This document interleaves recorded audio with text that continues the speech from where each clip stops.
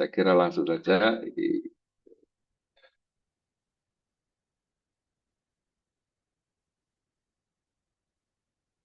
Ya, kalau kita lihat lab hidup itu kan ada tingkatannya.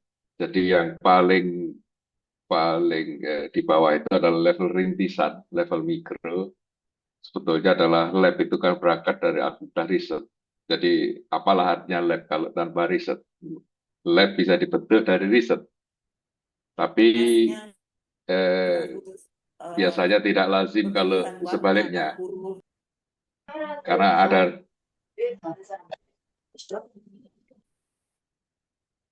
ya bukan karena ada bukan karena ada fasilitas lab dulu baru riset dilaksanakan, tetapi umumnya eh, para sivitas akademika ini, para dosen itu sudah siap dengan riset, makanya punya eh, usulan untuk menjadikan itu menjadi lab. Nah, lab hidup itu sebetulnya adalah satu konsepsi bahwa kita tidak berangkat dari fasilitas duluan, tetapi akan menjadikan real life environment, jadi dari situasi ekosistem masyarakat yang sebenarnya menjadi tempat riset. Dan karena namanya lab, mestinya ini ada aspek kesinambungan. Kalau riset kita aja satu riset selesai, nah itu sebetulnya jauh dari lab. Namanya lab itu mesti sustain, mesti ada aktivitasnya terus menerus. Ya, makanya kalau sudah seperti itu, maka akan naik kelas, akan menjadi level meso. Bagaimana lab hidup itu bisa eh, beroperasi. Jadi dalam kaitan ini, eh, baik living lab yang rintisan maupun sudah ada di kampus ini, tinggal pengembangannya barangkali nanti bisa manfaatkan program Bestari ini untuk skill up aktivitasnya. Tapi yang jelas apapun levelnya itu mesti ada fungsi atau ada aktivitas-aktivitas atau ada siklus manajemen di dalamnya yang yang sifatnya ini esensial. Yang pertama itu orkestrasi, bahwa living lab itu nanti akan menghubungkan semua stakeholder, mungkin ada pemerintah, mungkin ada perusahaan, mungkin ada masyarakat, mungkin juga ada organisasi-organisasi ya selain yang saya sebutkan tadi. Jadi pemangku kepentingannya ini tidak satu. Jadi namanya mitra ini tidak berarti ke mitra yang Bapak Ibu tanda tangan MOU, tapi mungkin akan melibatkan ya lebih jauh dari itu. Nah, kemudian ada partisipasi multi pemangku kepentingan.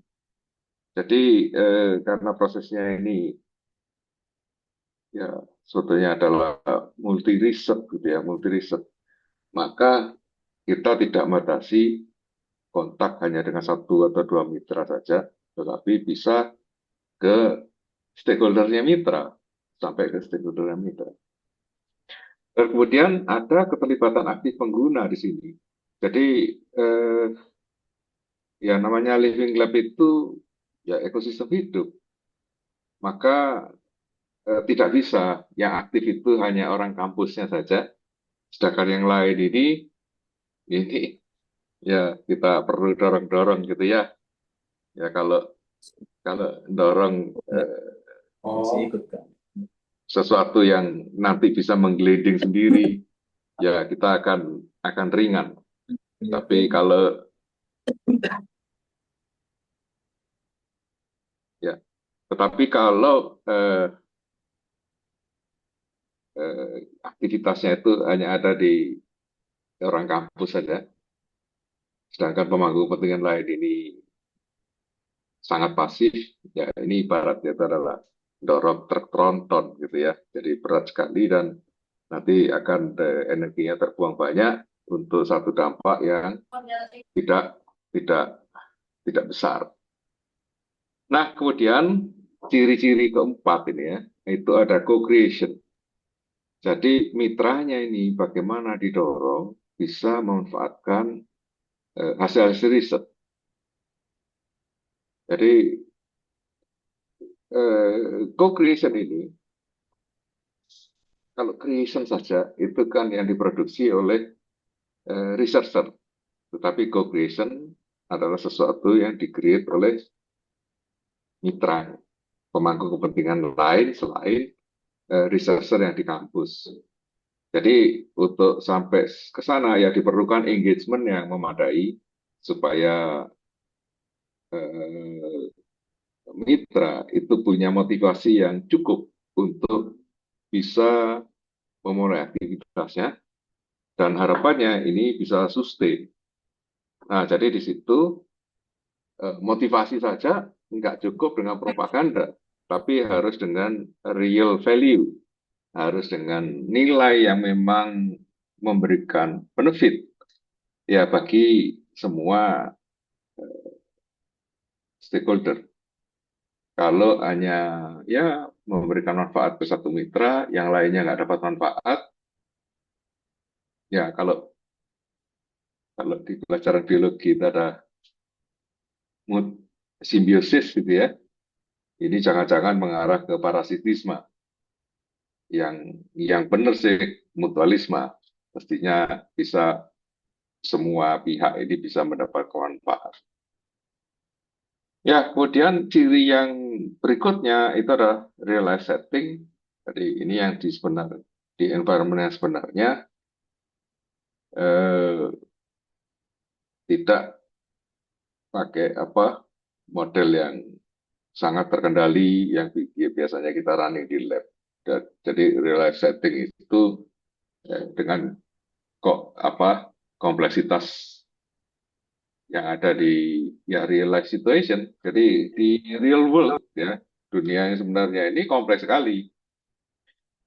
Eh, Kalau kita sederhanakan,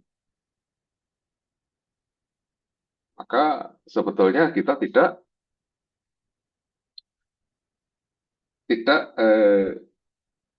mm, me- sedang merencanakan satu sustainability. Jadi respon bisa dengan cepat berubah. Eh, Kemudian ciri berikutnya adalah pendekatan multimetode. Nah, jadi metodenya banyak, bukan untuk dikompetisikan, tetapi bagaimana ini kita multimetode tadi eh, dirangkai dalam skema teamwork. Jadi bukan berkompetisi, mencoba banyak metode, tapi problemnya sama semua untuk dibandingkan mencari yang terbaik. Bukan seperti itu, tetapi eh, metode-metode itu harusnya saling mendukung untuk menghasilkan sesuatu yang lebih besar. Bukan bukan untuk diseleksi, tetapi untuk disinergikan. Ya, eh, ya dengan kriteria living lab yang umum ada di dunia ini ya tadi Oh, ya yang saya ambil dari oh mau di yang sini. Saya di sini maksudnya. Oh, ya. ya jadi yang umum ada di dunia ini yang leading adalah di Eropa yang saya cuplik tadi di slide sebelumnya. Nah, kita punya kriteria turunan. Jadi kalau multimetode kira-kiranya nanti ada multidisiplin. Multidisiplin ini apa? Apakah membuat satu penelitian dengan orang-orang atau orang-orang yang berbagai disiplin ilmu bekerja bersama-sama untuk meneliti satu hal. Dan kira-kira nanti outputnya satu publikasi dengan author yang rombongan sirkus gitu ya. Nah, multidisiplin bukan seperti itu. Tapi multidisiplin itu seharusnya orang-orang yang tergabung di sana punya penelitian dalam disiplin keilmuannya masing-masing. Nah, yang ikat apa? Yang ikat adalah common goal-nya. Apa common goal dari Living Lab ini? Jadi, kalau misalnya dalam satu tim penelitian itu, oh ada 5 disiplin ilmu, ya, ada 5 orang dengan 5 disiplin yang berbeda, ya mestinya nanti masing-masing orang itu membuat penelitian berbasis disiplin ilmunya masing-masing.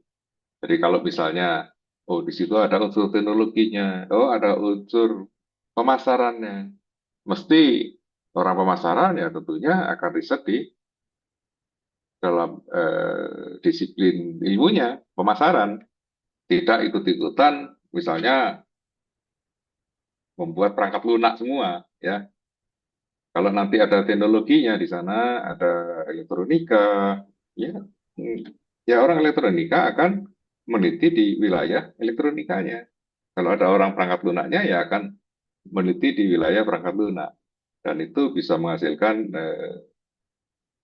berpeluang menghasilkan banyak publikasi.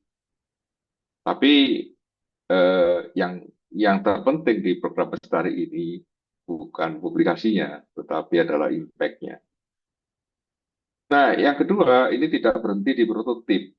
Jadi andai kata sampai menghasilkan prototip, prototip itu harus progres yang interim, yang di tengah. Karena setelah ada prototip, prototip harus dideploy.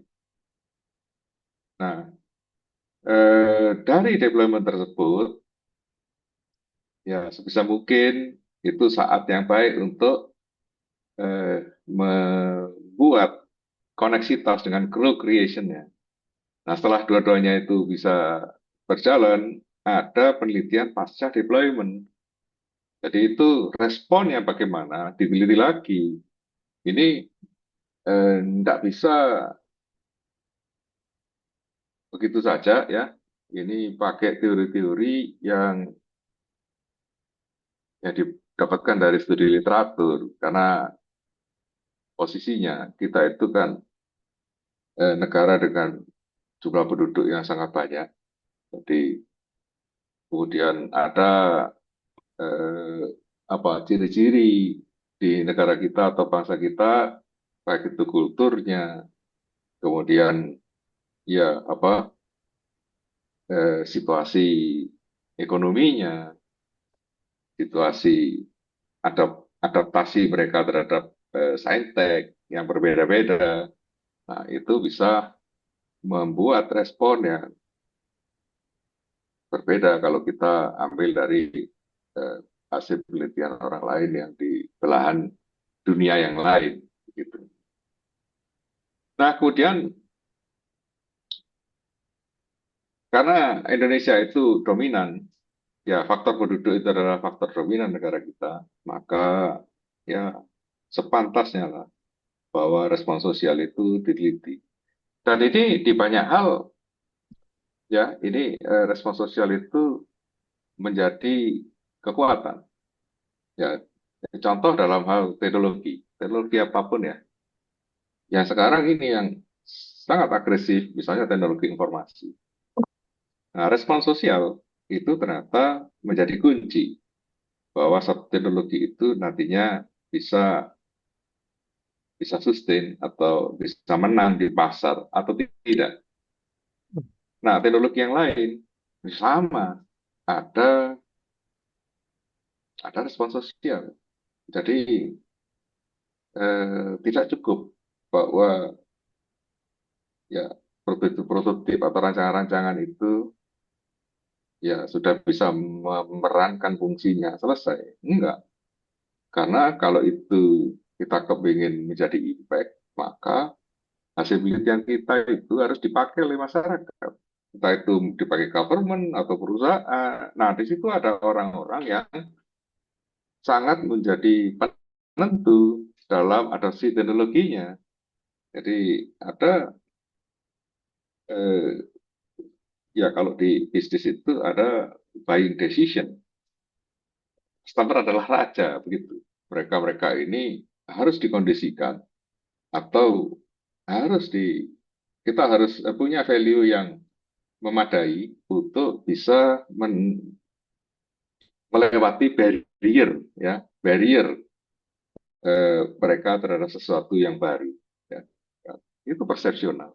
Nah, makanya respon sosial dengan segala macam aspeknya bisa sampai melakukan social engineering supaya barriernya yang tinggi ini bisa terlewati, harus melakukan ya treatment-treatment untuk satu social influence atau macam-macam. Nah, itulah yang sebetulnya adalah akan menjadi eh, pengetahuan mahalnya ya. Karena untuk menjadikan satu produk umumnya kalau dari sisi teknologi itu terbuka lebar sebetulnya ya. Sourcingnya itu banyak sekali dan relatif gampang. Tetapi sampai bisa mendapatkan respon masyarakat yang dikehendaki, nah itu ya, itu yang tidak mudah. Karenanya eh, ya lewat Living Lab ini, ya itulah yang akan jadi keunggulan program kita dibandingkan nanti dengan program-program yang lain. Nah, karena penelitiannya itu ada pasca deployment, maka siklus riset dan co-creation-nya ini harus pendek. Ya, barangkali untuk bisa pendek harus ada simplifikasi atau ada deployment yang parsial, ada deployment yang versi 1, 2, dan 3, begitu, yang nanti parameternya mungkin dipangkasi, tapi bagaimana kita bisa membuat engagement dengan para stakeholder itu, ya, supaya ada yang bisa diteliti pada saat mereka ya menggunakan hasil-hasil penelitian kita. Jadi ya maksudnya siklus itu ya nanti harus masuk ke perencanaan bagaimana kita bisa melakukan deployment parsial barangkali, bukan satu besar nanti tapi waktunya di belakang, enggak seperti itu. Tapi bagaimana sedini mungkin ini bisa diintroduce, kemudian bisa bisa diamati responnya. Dari respon itu kita tahu nanti melangkah berikutnya itu seperti apa. Nah, karena ya faktor negara kita yang dominan adalah penduduk, maka dimensi sosial itu punya opportunity yang signifikan. Jadi kalau nanti Bapak Ibu bisa propose satu penelitian atau ya program bestari ini ya, proposal program bestari yang di situ ternyata dampaknya akan diterima oleh ribuan atau puluhan ribu orang atau ratus ribu orang. Nah, itu tentunya akan meningkatkan impact. Jadi ini sebetulnya adalah peluang gitu ya. Ya, nanti ya sebagai muatan direktoratnya, muatan Benar ya. organisasinya di Saintek, tentunya harus ada outcome kultur masyarakat yang semakin sadar akan Saintek. Kultur masyarakat yang seperti itu apa? Nah, kalau ya menghadapi permasalahan, maka ya kultur yang kita harapkan adalah mereka akan seeking for knowledge dulu, mencari dulu. Sainteknya bilang apa, bukan langsung mereka melakukan trial and error. Jadi kita berkepentingan untuk bangun kultur yang semacam itu. Jadi keberhasilan dari program Bestari ini ya akan menjadi role model di sana, bahwa masyarakat ini seharusnya nanti akan lebih mengedepankan sisi sainteknya, sekaligus itu nanti akan merupakan apresiasi ya terhadap orang-orang yang memang punya punya kemampuan sebagai produsen saintek. Nah, kemudian saya ambil siklus riset, tapi ini sebetulnya adalah siklus data dari siklus datanya riset.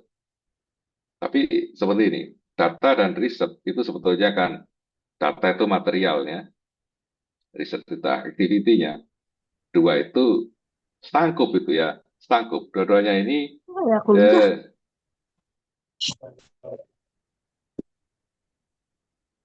ya, kedua-duanya ini eh, mesti berhubung erat. Ya, Subhanallah, ya Allah.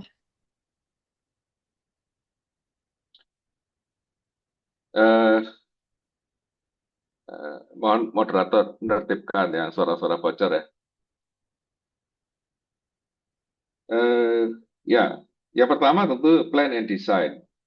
Bagaimana rancangan riset dari Living Lab ini bisa Bapak Ibu rencanakan dengan baik dan kemudian ini bisa menjadi proposal ya, mendapatkan penilaian yang baik begitu. Karena untuk lanjut ya saya pikir lolos dari evaluasi program bestari ini sesuatu yang titik pentingnya. Nah, yang kedua, setelah itu sudah riset desainnya sudah firm, riset plan-nya sudah menjanjikan. Nah, ini nanti harus ada aktivitas yang pengumpulan data dan create sesuatu gitu ya. Nah, tinjauannya tentunya sudah sesuai apa harus mengikuti kriteria yang waktu ya minggu minggu yang lalu itu Pak Bambang Warsito sudah menjelaskan bahwa harus ada measurable organization values. Jadi ada sesuatu hasil yang terukur yang bermanfaat atau relevan bagi organisasi. Organisasi itu bisa komunitas, bisa pemerintah, bisa perusahaan. Apa yang beneficial bagi mereka, yang bisa kita janjikan lewat riset ini bisa dicapai. Nah, rancangan-rancangan eh, data yang harus dikolek dalam riset ini, ya tentunya nanti harus bisa mendukung kesimpulan bahwa apa yang Bapak Ibu rencanakan ini akan memberikan manfaat. Nah, cara-cara mengukur manfaat itulah yang penting. Siapa subjeknya, ya seberapa eh, validitasnya, kemudian apa yang diukur, seberapa mudah mengukurnya, seberapa cepat mengukurnya, semacam itu. Jadi itu adalah sesuatu yang penting untuk direncanakan. Nah, pada saat melakukan, kalau rencananya sudah benar, melakukannya, melaksanakannya akan mudah. Tapi kalau dari awal ini masih ya detailnya belum dipikirkan, ini nanti pada saat pelaksanaan akan sulit. Nah, berikutnya ada analisis dan kolaborasi. Jadi ya tumbuhan riset itu kan data. Jadi jangan jangan hanya pakai apa modal narasi-narasi saja ya kualitatif ya eh, nggak cukup itu ya harus ada evidence. Maka metode analisis itu harus bisa mengekspos data tadi atau fakta-fakta itu bisa menjadi konklusif begitu. Nah, berikutnya ada evaluate and archive. Jadi data itu mesti disimpan terus. Ya syukur-syukur ini bisa jadi data set yang bisa digunakan oleh researcher yang lain gitu. Tapi yang terpenting adalah tim riset sendiri harus bisa manfaatkan dulu, harus bisa mengevaluasi dengan baik dulu. Nah, kalau misalnya ada penelitian yang direncanakan untuk memberikan benefit ke orang banyak, ya maka aspek sosialnya dari awal sudah harus direncanakan. Data yang terkait social outcome ini apa nih harus direncanakan sehingga pada saat evaluate kita tidak menghadapi apa missing variable atau apalah itu. Nah, kemudian ada sharing in disseminate. Nah, co-creation sebetulnya adalah wujud dari diseminasi yang pertama. Jadi sebelum ini diseminasikan ke stakeholder yang indirect. Nah, diseminasi pertama itu ke mitra yang langsung punya perjanjian dengan Bapak Ibu. Diseminasinya ini dalam berupa co-creation. Bagaimana impact dari risknya itu ya punya nilai tambah apa? Jangan-jangan ya Bapak Ibu ternyata merencanakan satu riset yang sebetulnya produknya sudah well established. Kita dengan mudah beli produk itu di pasar dan harganya murah. Nah, kalau seperti itu, Bapak Ibu, ya memang kita tidak punya kemampuan untuk membuat, tetapi kalau Bapak Ibu apa, menentukan bahwa, oh, saya mau meriset ini, padahal nulisnya itu tersedia atau bukan nulisnya, produknya tersedia di pasar dengan harga murah, maka nilai atau impact riset Bapak Ibu itu akan rendah. Kenapa? Ya hanya merupakan substitusi terhadap barang yang sudah murah itu. Nah, harus cukup, harus besar ini impact-nya itu besar. Jadi ya impact itu nanti relatif ya, impact itu relatif. Tidak, Bapak Ibu tidak riset di ruang kosong, tapi bagaimana nanti eh, ada ada produk yang sudah ada di pasar, ada knowledge yang sudah dimiliki orang banyak.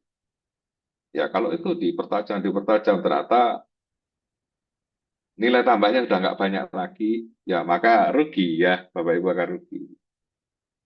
Jadi eh, nanti kriterianya dari apa kriteria penilaian dari program Bestari ini juga akan melihat seberapa eh, dampak yang dijanjikan. Gitu. Oke, ya jadi sharing dan disseminate itu sebetulnya adalah pertamanya adalah ke mitra, yang keduanya adalah yang mitranya mitra ya, atau customernya mitra dan sebagainya. Nah, baru yang terakhir itu ada publish dan reuse. Jadi kalau itu dari sharing and disseminate itu sudah Bapak Ibu sudah mempunyai evidence yang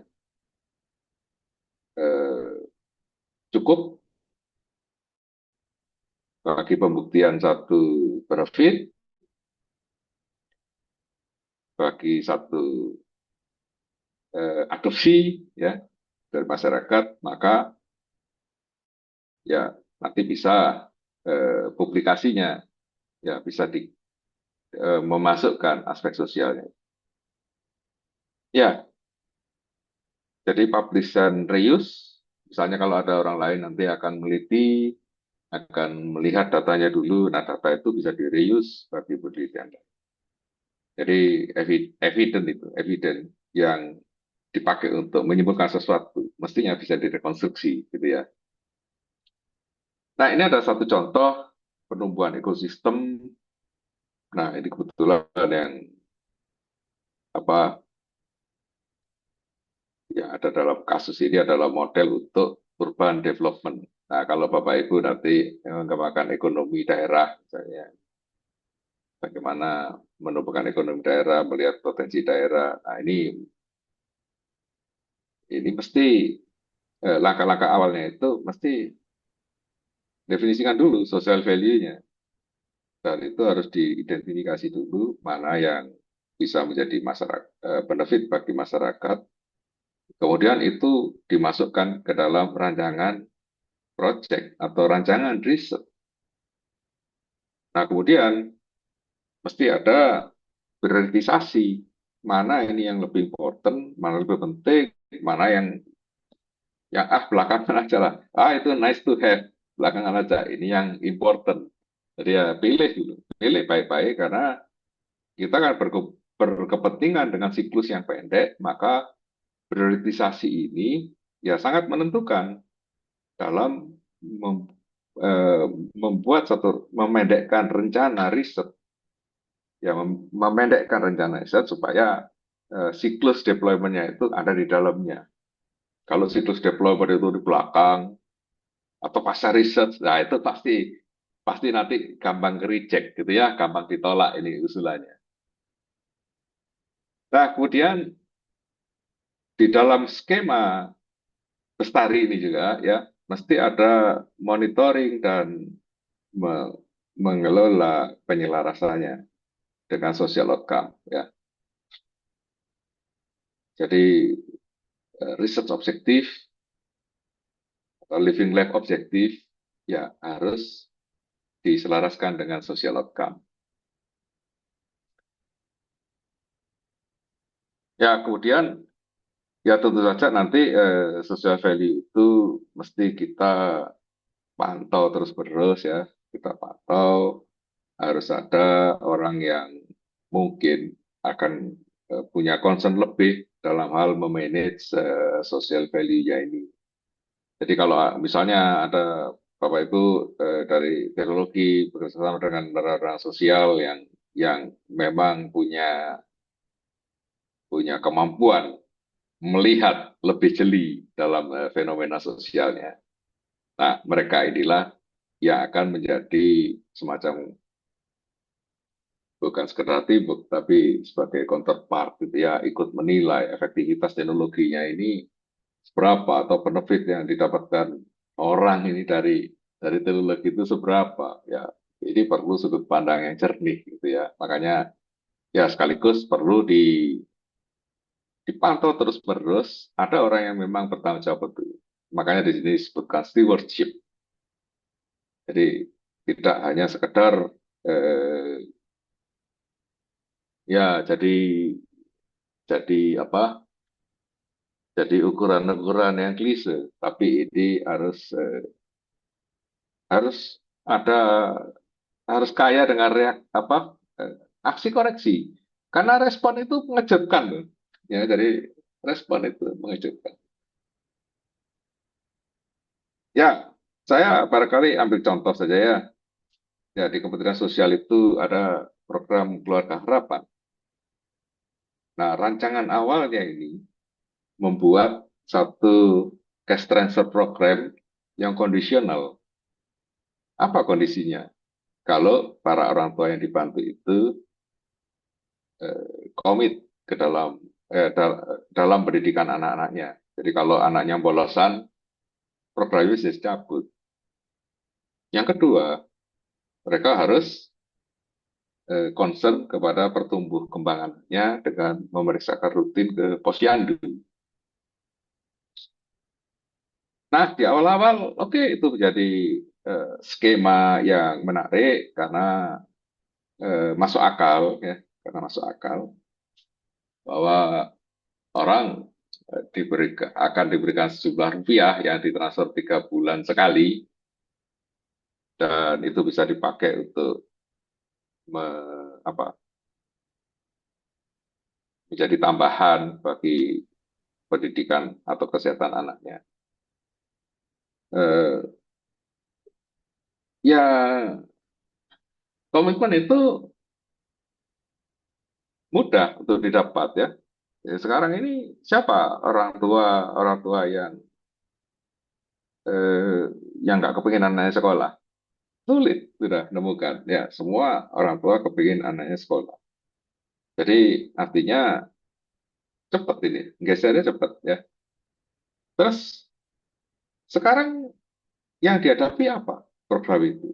Ya, ternyata yang terjadi adalah kita justru sulit menghadapi orang-orang yang kepingin bansosnya sustain.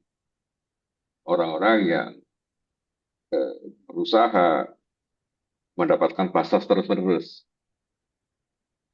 Jadi orang sudah pintar melakukan eh, ya berbagai cara untuk mempertahankan bansosnya. Meskipun misalnya di desa yang sama itu dia tahu ada keluarga lain yang lebih miskin, nggak dapat bansos, enggak peduli. Jadi sudah ada pergeseran fenomena. Jadi respon itu bisa beragam dan itulah makanya eh, sosial respon itu sesuatu yang tidak mudah dan itu sangat dinamis. Makanya sesuatu yang direncanakan itu masuk akal itu, tunggu dulu, betul nggak itu terjadi? Jangan-jangan nggak begitu. Ya, jadi itu selalu selalu butuh validasi, selalu butuh pengukuran terus-menerus. Dan ya seharusnya kita, negara dengan jumlah penduduk yang sangat besar ini, harusnya menjadi guru dunia dalam hal social respon. Tapi kita belum sampai ke sana. Ya, modalnya ada karena di sekitar kita itu ada banyak sekali orang. Jadi penduduk kita besar sekali, tapi itu belum jadi modal untuk satu apa knowledge yang memang benar-benar memberikan manfaat. Nah, kalau dilihat social values itu terus apa saja? Ya, diantaranya kalau kita lihat dari World Economic Forum ini, mereka punya banyak kajian tentang sektor-sektor gitu ya, yang eh, apa? Misalnya dalam hal penumbuhan lokal ekonomi, kesehatan dan berperilaku baik. Nah, itu sebetulnya kan social value. Kemudian ada kohesi, ya kedekatan, relationship antar antar orang, kebudayaan dan identitas, ya itu kan sebetulnya adalah subjek-subjek sosial yang bisa jadi social values.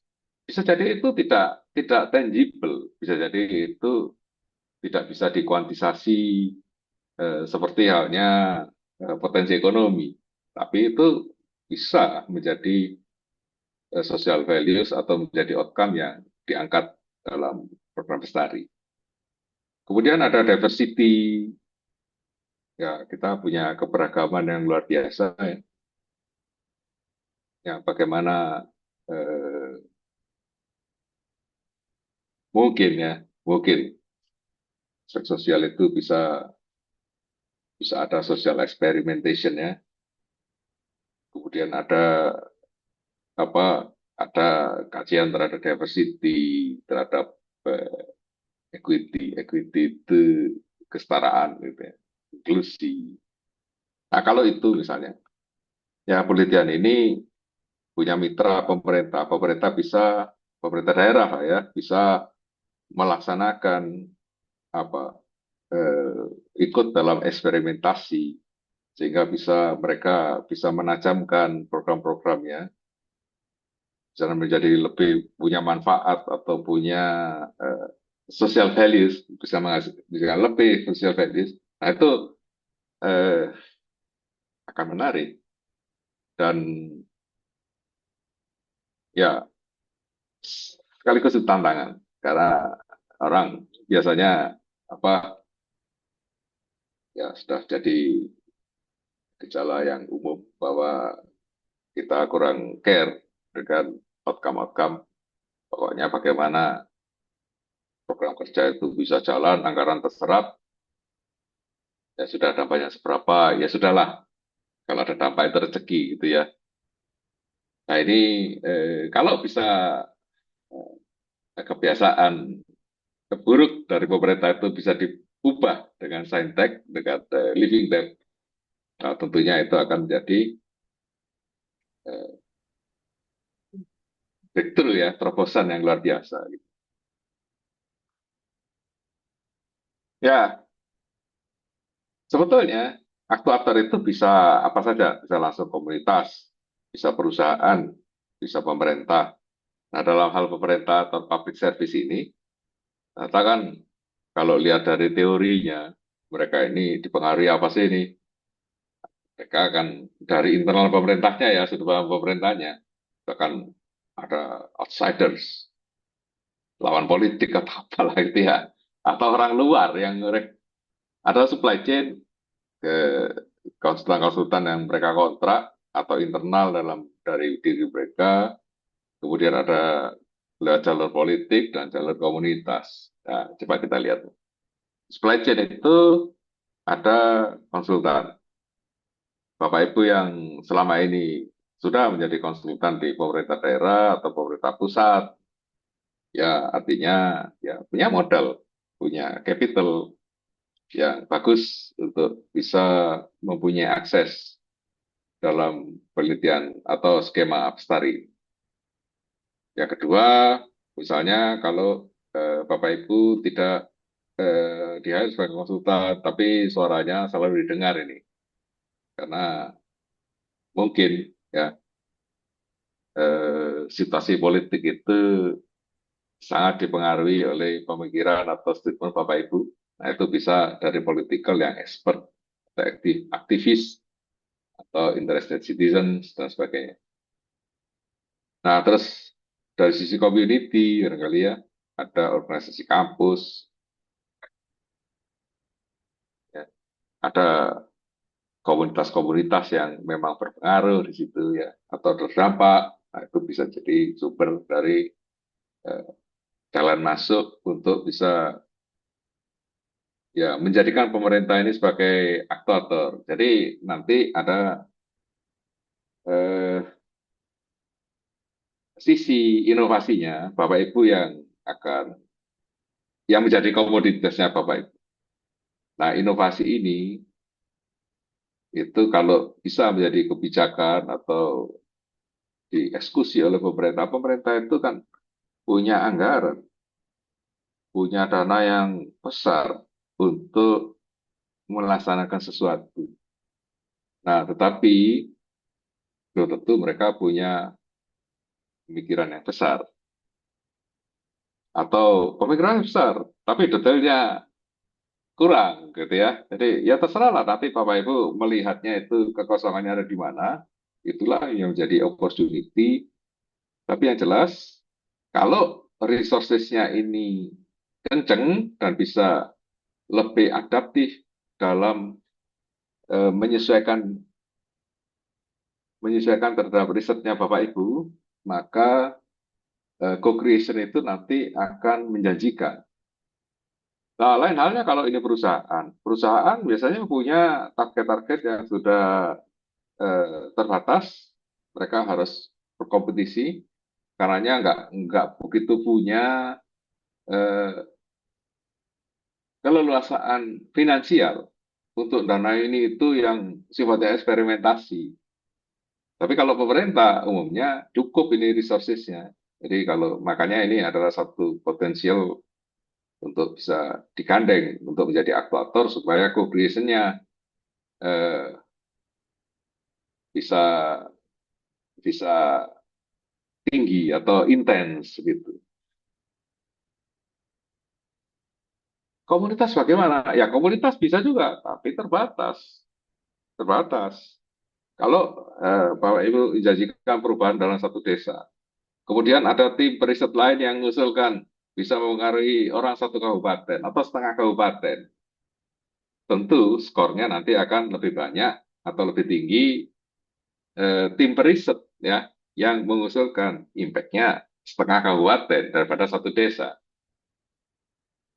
Yang propose satu kecamatan, tentunya impact-nya, harapan impact-nya akan lebih besar daripada kalau eh, hanya satu desa. Nah, barangkali ini contoh anu ya, sudut pandang mikronya. Kayaknya kita familiar sama ini ya. Ini lagi jadi trending topics di mana-mana. Ya, ternyata ya apa local food bank itu sudah ada sejak lama dan program MPG kita kan kurang lebihnya mirip dengan ini. Jadi inputnya itu apa? Ya pendanaan, ada staffing, ada volunteers, ada relawan gitu ya. Kemudian Ya, aktivitasnya ini apa? silahkan Pak Mas Waki. Ya ada makan siang gitu ya, school lunch program. Mungkin ada weekend di akhir minggu saja. Nah, kemudian outputnya apa? Ya makanan yang disediakan. Outputnya orang yang dapat makanan, keluarga-keluarga yang terbantu, kemudian komunitas yang dilayani, kemudian ada individu yang lebih teredukasi, itu adalah output. Nah, outcome-nya, dampaknya, ya mereduksi kelaparan, mereduksi food insecurity, mereduksi stres, dan increase awareness.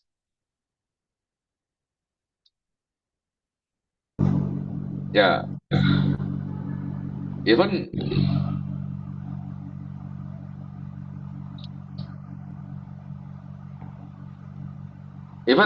dalam satu situasi yang ya menyebabkan misalnya keracunan gitu ya.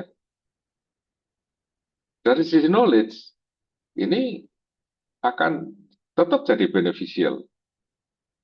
Awareness-nya meningkat gitu ya. Meskipun nanti dengan cara yang mahal gitu ya. Harus ada yang dilarikan ke rumah sakit dan sebagainya. Nah, ada long term outcome yang umumnya ini kita harus barangkali validasinya ya dengan sejumlah teori karena waktunya nggak cukup dalam waktu 1 tahun gitu ya. Improve quality of life, improve health, ya, sustain reduction of ya, jadi reduksi kemiskinan gitu ya. Nah, kalau misalnya kita lihat lagi ya program bansos, bansos itu ternyata punya dua sisi. Dalam dosis tertentu itu helpful. Ada orang-orang yang memang merasa terbantu dan akan mendapatkan benefit.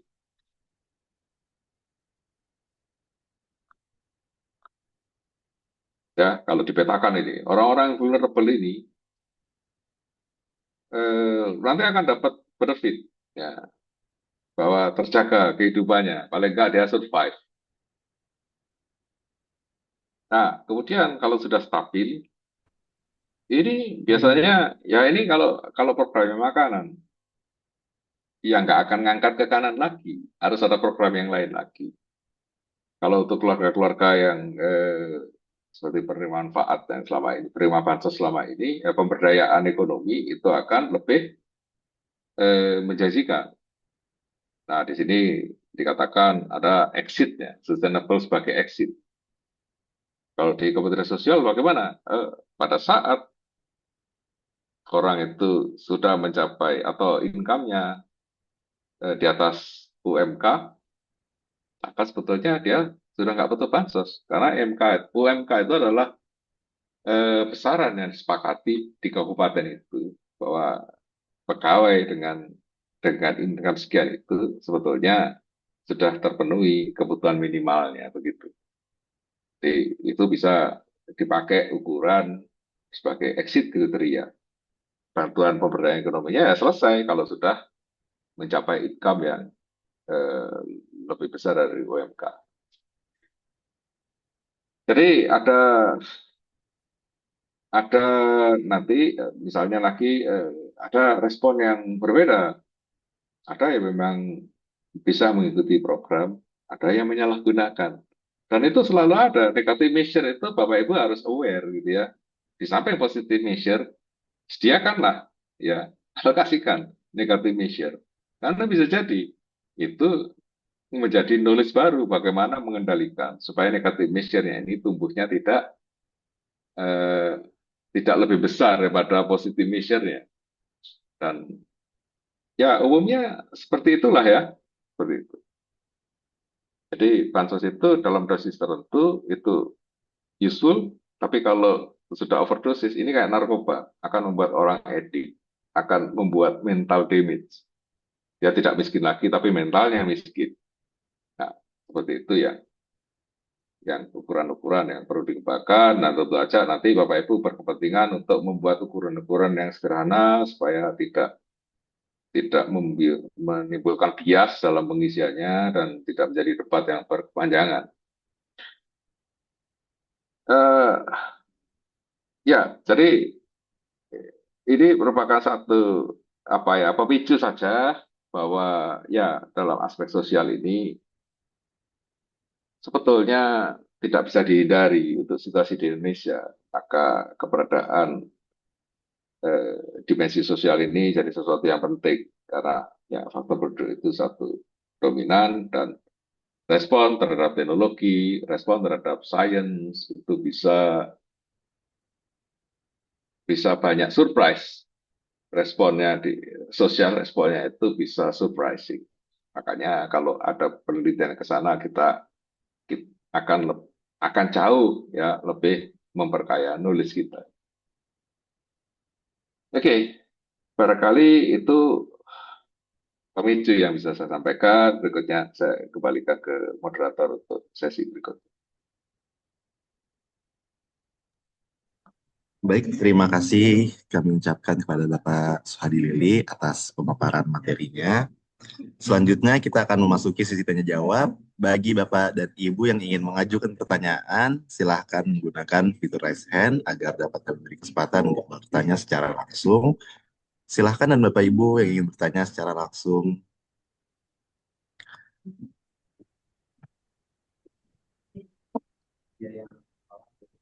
Kepada Bapak Mahmudin, silahkan pertanyaannya. Baik Bapak, terima kasih Pak. Maaf, matikan kamera karena lagi praktikum di lahan. Jadi saya ingin bertanya Pak, ini perkenalkan Pak, nama saya Mahmudin dari Politeknik Manufaktur Negeri Bangka Belitung. Pak, yang ingin saya tanyakan adalah, jadi tim kita sudah melakukan pemilihan untuk produk atau yang nanti akan kita ajukan di Bestari ini. Jadi ini saya ingin meminta pendapat juga dari Bapak. Nah, jadi di sini kita akan melakukan pembuatan suatu produk, perbaikan lah Pak, suatu produk. Jadi kita juga udah bekerja sama dengan startup kompos organik. Jadi di mana mereka itu nanti menyediakan tempat dan teknologi sederhana untuk pembuatan kompos Pak produknya, yang nanti kita olah dari limbah organik menjadi kompos. Nah, jadi startup ini sekaligus co-kreator lah Pak, partisipan dari proyek inovasi. Nah, kemudian dari kita, dosen dan mahasiswa juga akan melakukan eksperimen uji lanjut nantinya Pak, di lahan yang memang miskin unsur hara Pak, karena di sini kebetulan lahannya sangat tingkat kesuburan lahannya itu sangat rendah sekali Pak. Nah, kemudian kita juga bekerjasama dengan pemerintah nanti sebagai penyusun kebijakan pemanfaatan dari lahan yang miskin unsur hara tadi dengan pemanfaatan kompos itu. Kemudian adanya Gapoktan, gabungan kelompok tani atau masyarakat yang nanti sebagai pembelinya Pak, atau memberikan umpan balik, begitu juga dengan dunia industri yang nanti ada industri yang akan mau bekerja sama dengan produk kita ini apabila produk kita ini bagus nantinya. Nah, itu apakah sudah termasuk dengan living lab yang kami usulkan. Nah, yang kedua, gini Pak, jadi sebenarnya produk utama kita ini kan adalah kompos Pak, produk kompos. Namun ketika nanti kan ada uji efektivitasnya Pak, apakah produk kompos kita ini akan bagus nggak di lapangan. Nah, tetapi produk ini sudah sebenarnya kita sudah kerjasama juga dengan startup nantinya. Nah, untuk memperbaiki kekurangan-kekurangan dari startup kompos ini sendiri. Nah, namun ketika kita melakukan uji efektivitasnya, kita itu melakukan menggunakan sistem monitoring gitu Pak, menggunakan IoT-nya. IoT seperti penyiraman otomatis, kemudian melihat pH dengan sistem handphone dan lain Android dan lain sebagainya IoT-nya Pak. Nah, ini kan takutnya nanti kendalanya ini kan nanti akan digunakan oleh masyarakat juga, takutnya mereka belum bisa menerapkan sistem IoT-nya. Nah, apakah saya berfokus pada komposnya saja atau saya juga nggak apa-apa saya uji efektivitasnya menggunakan sistem monitoring otomatis, penyiraman dan lain sebagainya, tapi produk utama kita ini adalah kompos, atau perlu dijelaskan atau enggak Pak di EOI ini atau gimana gitu Pak. Terima kasih. Assalamualaikum warahmatullahi wabarakatuh. Ya, jadi saya langsung jawab aja ya, Mas Adi. Satu-satu saya nggak susah ingat-ingat. Jadi yang pertama, Pak Mahmudin ini akan mengajukan penelitian seputar kompos. Nah, di sini saya nyoroti bagaimana ini bisa menjadi punya social impact yang tinggi. Kalau produk komposnya ini memang benar-benar bisa memberikan economic benefit, jadi lokal ekonominya jalan. Nah, kalau misalnya input dari komposnya ini adalah limbah dari hewan ternak misalnya ya, volume ekonominya berapa? Berapa yang bisa meningkatkan income dari para petani yang memproduksi kompos itu? Nah, itu ya jadi ukuran yang penting. Karena sebetulnya ya untuk satu living lab ini kan harus sustain. Orang mau melakukan kegiatan pembuatan kompos ini kalau memang eh, bisa mereka bisa sufficient income ya, income yang memadai untuk effortnya. Nah, itu bisa jadi tidak murni technical, tapi melewati sejumlah eh, eh, ya barrier. Misalnya, ada tempat-tempat yang katakanlah unsur haranya kurang, tapi di situ juga belum ada orang yang tanam-tanam. Mau ditambahi loh jadi apa nanti? Ya, jadi gimana caranya mengkonekkan supaya itu jadi economic benefit? Itulah yang jadi esensi risetnya. Dan bagaimana mengajak orang mau melakukan itu?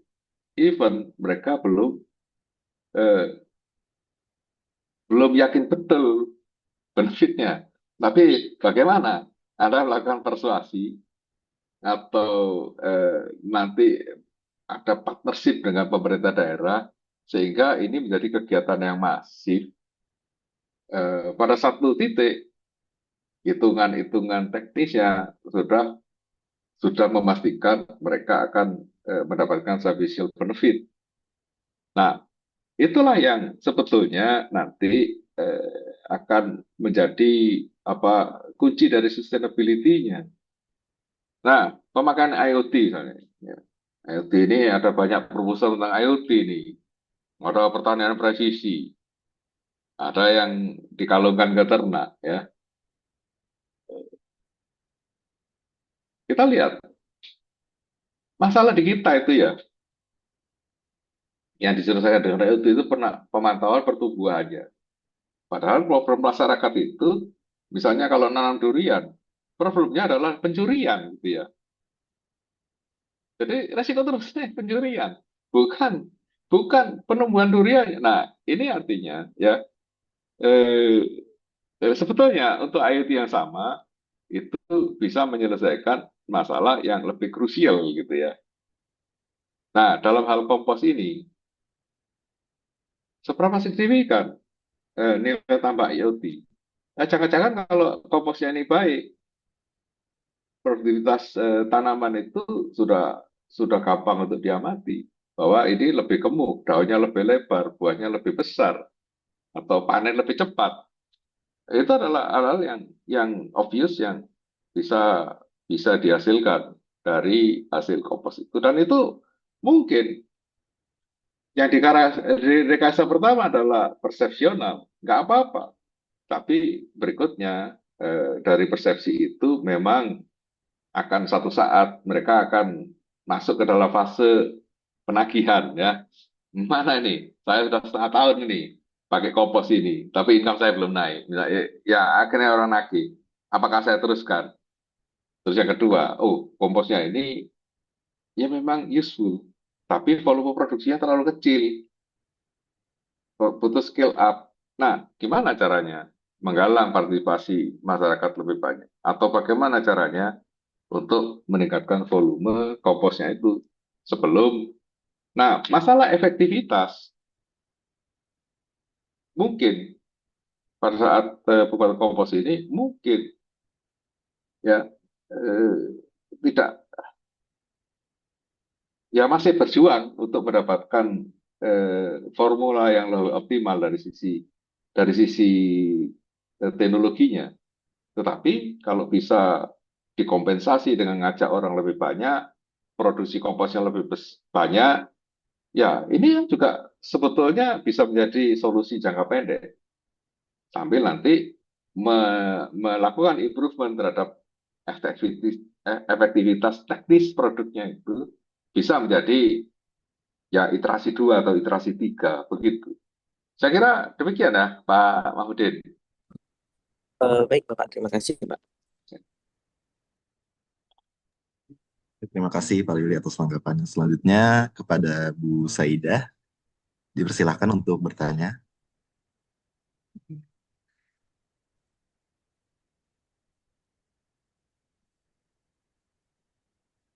Assalamualaikum warahmatullahi wabarakatuh. Terima kasih kesempatan yang diberikan. Saya dalam hal ini melakukan peningkatan mutu dari pengolahan hasil pertanian. Dalam hal ini adalah kunyit. Ya, selama ini memang kunyit itu tidak hanya cuma dirajang, kemudian dikeringkan di tempat terbuka. Nah, ini kemudian saya berikan teknologi. Ada beberapa teknologi yang akan saya berikan berupa peralatan dan juga tempat pengering yang menggunakan limbah-limbah hasil pertanian juga. Nah, dari beberapa teknologi yang saya berikan itu ada yang eh, inovasi, ada yang tidak, Pak. Nah, ini bagaimana, Pak? Apa dimungkinkan? Karena kalau peningkatan mutu ya berarti prosesnya dari mulai pencucian yang tidak pernah dilakukan, kemudian berikutnya perajangan, kemudian pengeringan. Nah, itu ada beberapa berarti peralatan atau teknologi yang mesti saya berikan. Nah, kira-kira tadi yang ada yang inovasi, ada yang sudah seperti ada di pasaran, mungkin nanti ditingkatkan aja, Pak, tapi tidak berupa inovasi gitu. Kira-kira memungkinkan nggak, Pak, ini? Demikian Ya, pertanyaan saya. saya, ya, Terima baik. kasih. Terima kasih pertanyaan Bu Zaida. Salam kenal. Jadi begini, kalau misalnya ada improvement dari sisi quality gitu ya, eh, yang pertama yang harus Ibu pikirkan itu bagaimana knowledge ini bisa memberikan nilai tambah ke mitra yang menjadi produsen. Kalau misalnya Ibu meningkatkan kualitas, tetapi ternyata segmen pasarnya tetap, ya mereka sudah extra effort, ada extra investment karena harus ada biaya mesin, tetapi income-nya sebetulnya tidak naik. Lah, lain halnya, misalnya kalau dengan peningkatan kualitas tersebut, pasar yang dituju adalah segmen yang lebih berduit. Ya. Nah, kalau seperti itu, mereka langsung mendapatkan direct improvement berupa, oh, dapat revenue yang lebih tinggi untuk tiap kilogramnya. Nah, kalau seperti itu, bagus, Bu. Jadi itu nanti ada akan menghasilkan profit margin yang lebih baik bagi mereka dengan effort yang mungkin eh, ya effortnya nggak tambahan effortnya nggak terlalu banyak, tapi revenue-nya meningkat banyak. Dan itu di long term-nya nanti bisa diimprove begitu rupa. Misal kalau kunyit, sekarang ini mulai banyak. Kalau saya pesan makanan soto ayam atau soto daging di Jakarta, banyak dari mereka yang memakai bahan baku kunyit serbuk, sehingga taste-nya berbeda dengan yang ada di Surabaya. Dan ini membuat saya tidak puas karena kalau pakai serbuk itu getir rasanya. Nah, kalau memang ini rasa getir ini bisa dieliminasi nih. Terus kemudian dengan begitu pasarnya terbuka jauh lebih luas. Nah, saya kira itu jadi menarik. Jadi parameter-parameter yang quality yang semacam itu yang benar-benar punya direct impact ke keekonomiannya. Kalau itu punya direct impact ke keekonomian, maka orang, ya Ibu nggak usah terlalu banyak argumentasi, orang akan melihat itu sebagai evidence yang patut ditiru gitu ya. Dan impact-nya nanti akan meluas dan sustain. Ya saya kira improvement yang seperti itu ya memungkinkan. Jadi jelas dari analisis pasar, saya bidik ini ada ruang kosong nih. Dan kemudian Ibu melakukan penelitian, misalnya dari ruang kosong itu tingkat penerimaannya seperti apa.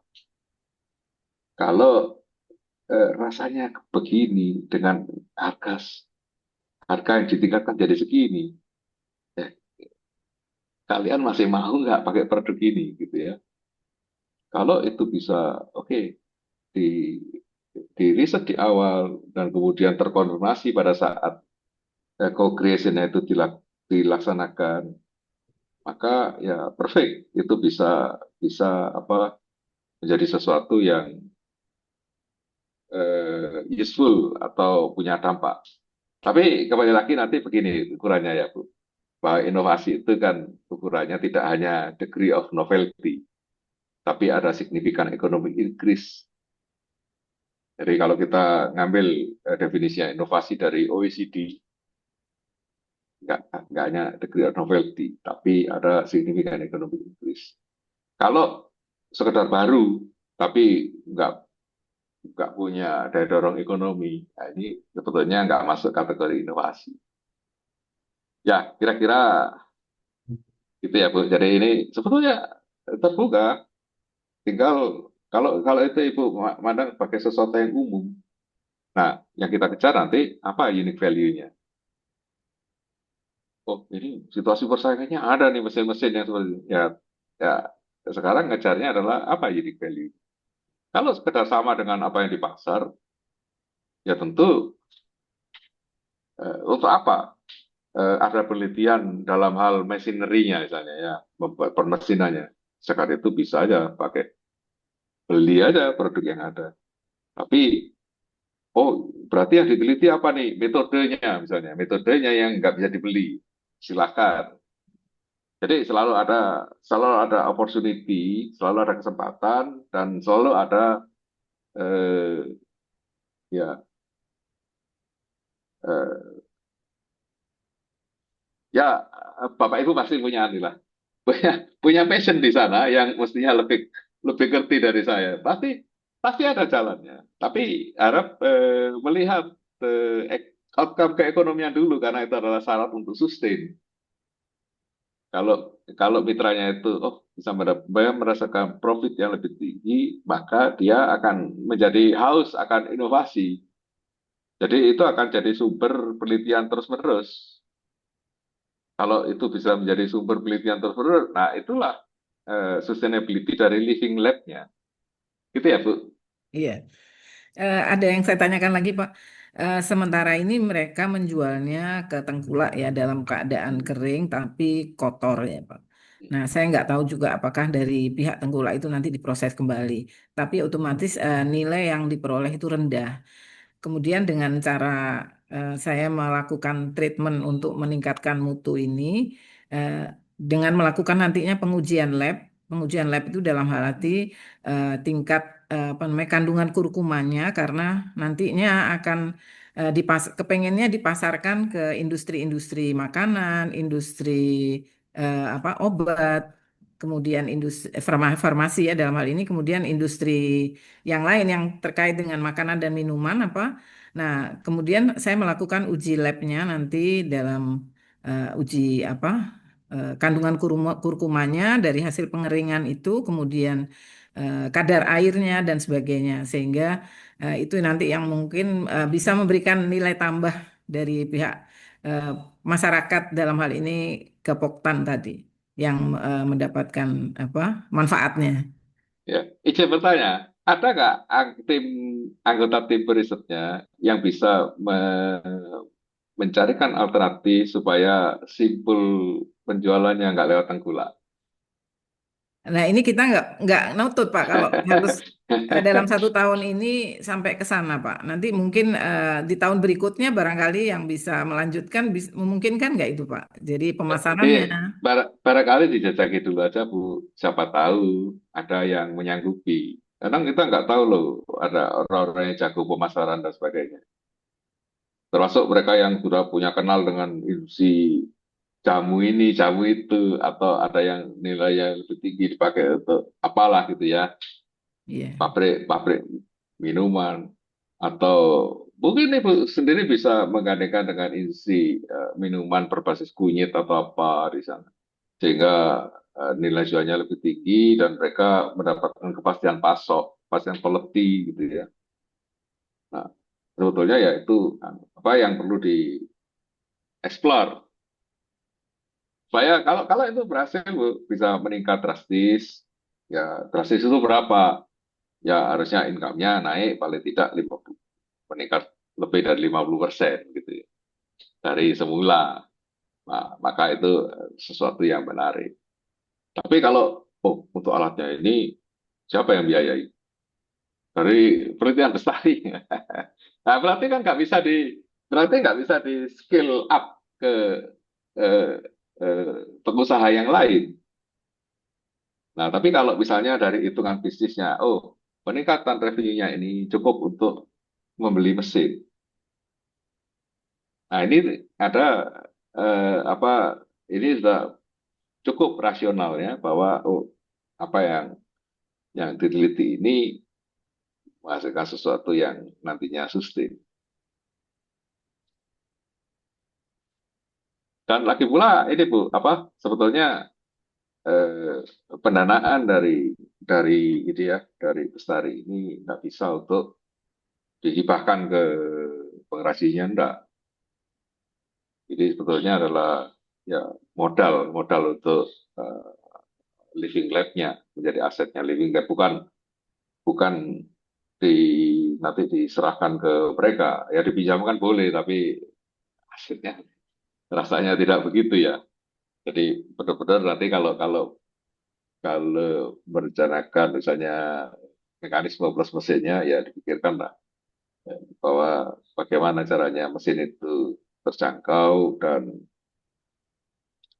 peningkatan revenue-nya bisa nutup biayanya. Iya, Demikian ya Bu. oke, makasih Pak.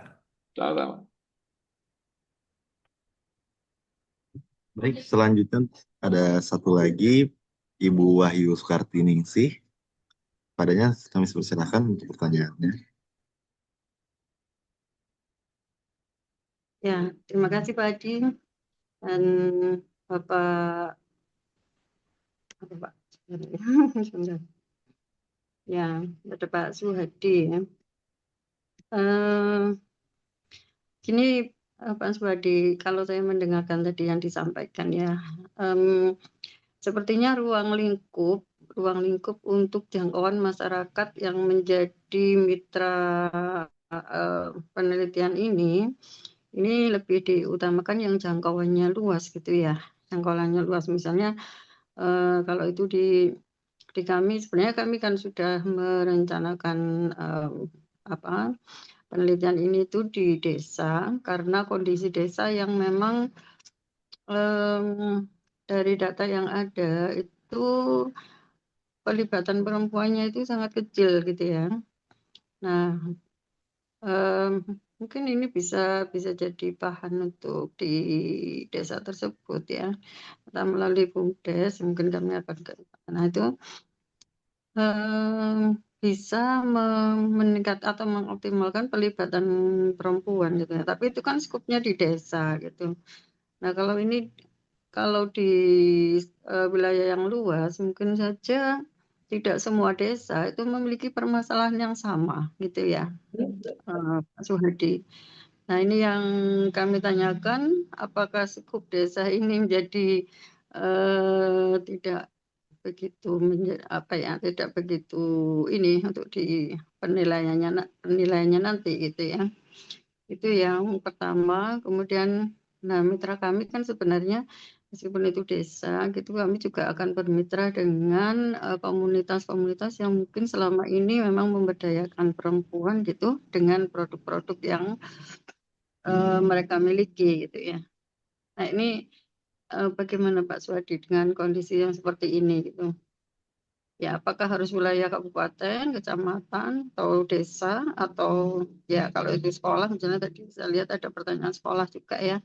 Apakah satu sekolah, kalau satu sekolah mungkin terlalu kecil, misalnya bisa di satu kecamatan berupa UPTD atau harus ke dinas gitu, Pak Suhadi. Terima kasih. Ya, Maaf. sama-sama Bu Wahyu Sukartiningsih.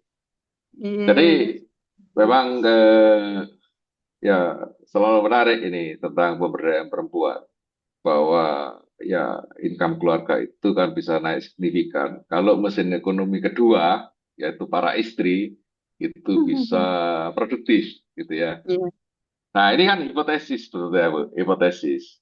Nah, iya. seberapa nanti ya tariannya seberapa ya.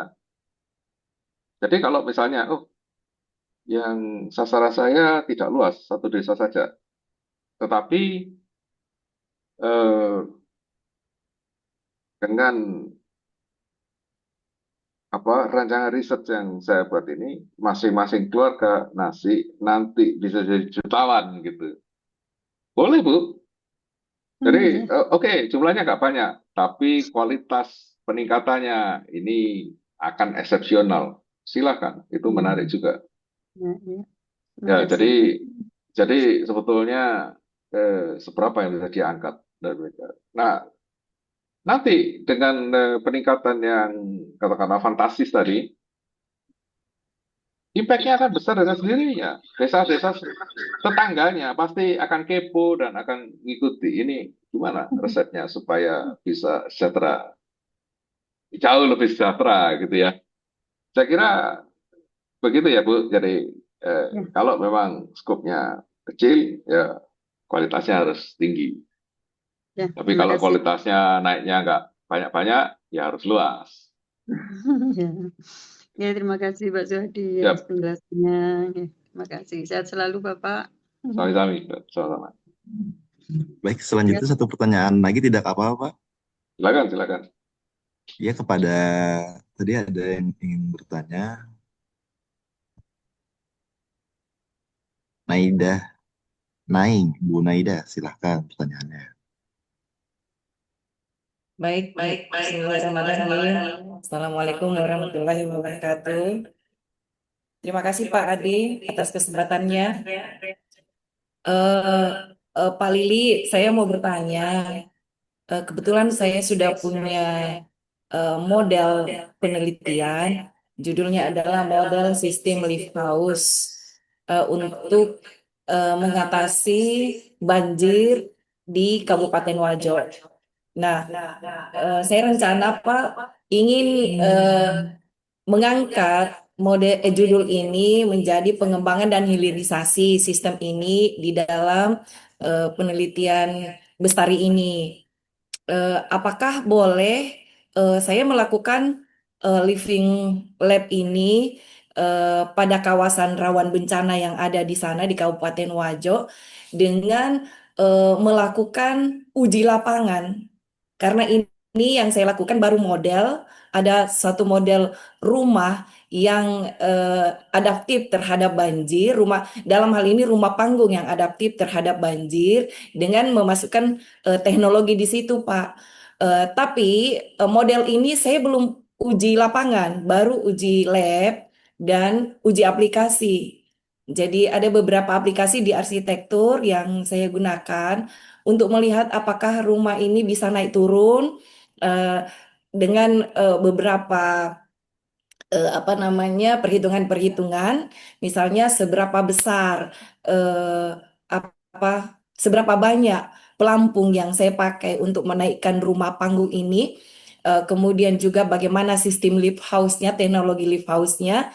Tapi itu baru sekedar model, perhitungan-perhitungan lab, penelitian lab dan sebagainya. Nah, saya rencana ingin mengikuti penelitian Bestari ini dengan uji coba lapangan, di mana co-kreatornya itu adalah yang utama itu adalah Dinas PU sebagai pengambil kebijakan, di mana hasil penelitian nanti ini dapat mempengaruhi kebijakannya mereka, misalnya dalam RT RW, RPJMD-nya dan sebagainya. Kemudian yang kedua aktor utamanya itu adalah pemerintah kelurahan, di mana pemerintah ini tentu menyiapkan data-data, kemudian menyiapkan juga lahan untuk saya uji lapangan 1:1 rumahnya. Kemudian ada juga untuk komunitas pendukung itu ada komunitas SIBAT, namanya komunitas siaga bencana yang terdiri atas masyarakat, komunitas masyarakat yang nanti akan menggunakan produk teknologi saya ini, live house saya ini, Pak. Itu aja sih untuk sementara dulu. Apa bisa seperti Ya, itu? baik, Bu Naida. Jadi eh, kalau banjir diatasi dengan rumah panggung atau semacamnya, saya perlu bertanya, masyarakat sekitar itu mata pencahariannya apa? Masih mute, Bu? Masih mute. Mana Pak? Gimana? Ulangi Pak. Ya, di daerah itu, mata pencaharian masyarakatnya itu apa? Mata pencahariannya Pak adalah nelayan. Jadi daerah ini adalah daerah rawa, berada di pesisir Danau Tempe dan juga di situ ada eh, sungai, di mana setiap tahun itu pasti akan terjadi banjir dengan ketinggian banjir antara 1 meter sampai 4 meter, Pak. Sehingga rumah-rumah masyarakat itu bisa tergenang 2 sampai 3 bulan dengan ketinggian 3 meter atau 4 meter. Artinya tinggi rumah panggung itu kan biasanya 2,5 meter. Nah, sementara banjir itu kadang-kadang 3 meter atau 4 meter. Sehingga kerugian masyarakat banyak sekali terkait dengan secara ekonomi pasti bahwa beberapa perabot, dinding, lantai itu akan hancur, Pak. Nah, inilah saya ingin mengatasi masalah masyarakat itu dengan menciptakan model lift house khusus untuk rumah panggung, di mana rumah panggungnya itu dapat naik turun, Pak. Gitu. Ya, kalau rumahnya bisa naik turun, orangnya aman, perabotnya aman, apakah ikannya juga aman? Jangan-jangan ikut hanyut. Ikannya maksudnya, Pak? Ya kan mata pencahariannya nelayan. Ya. Nah, kalau kena banjir, ikannya itu ikut ikut hilang atau enggak, Bu? Masih ada di situ. Iya, enggak, Pak, enggak. Jadi mereka itu pada saat kan awalnya ini di daratan, Pak, daerah pesisir.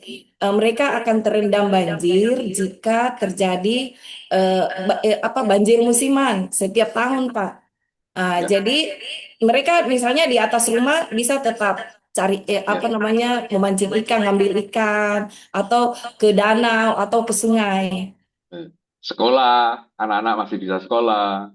Biasanya kalau banjirnya Nggak sudah pengaruh ya? di atas 3 meter, mereka tidak sekolah lagi, Pak, karena sekolahnya juga rumah panggung.